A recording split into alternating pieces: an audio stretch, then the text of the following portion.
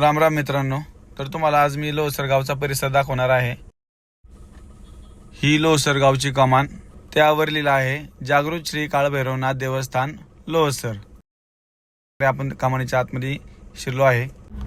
परिसर खूप छान आहे। गमत म्हणजे आम्ही ट्रॅक्टर घेऊन निघालो होतो, तर ट्रॅक्टर मी चालवत होतो, रुद्राक्ष व्हिडिओ काढत होता।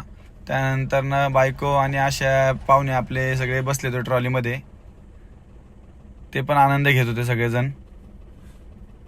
थोडं वेगळं काहीतरी करायचं ठरवलं होतं आम्ही, म्हणून ट्रॅक्टर घेऊन निघालो होतो। चौकात हा भव्य त्रिशूळ पाहायला भेटला आम्हाला। त्यानंतर पुढे आम्ही निघालो। इथले जागृत देवस्थान श्री काळभैरवनाथ देवस्थान, भव्य दिव्य असं मंदिर आहे। त्याची रचना खूप छान होती। तुम्हाला समोरून त्याचा व्ह्यू दाखवतो।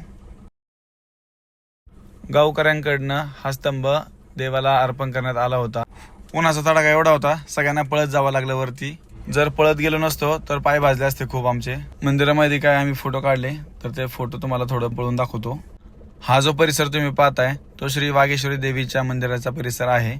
असं पाहून खूप मनाला शांती भेटली। चला तर तुम्हाला आता मी देवीच्या दर्शनाला घेऊन जातो। तर असा छोटासा गेट ओपन केल्यानंतर ना स्वराज पळून गेला। त्याला वाटलं आता माझी व्हिडिओ काढतात का काय। मंदिरात ना असा परिसर दिसतो बाहेरचा। देवीचं सुंदर असं रूप पाहून खूप भारी वाटलं मला। तुम्ही दर्शन घ्या।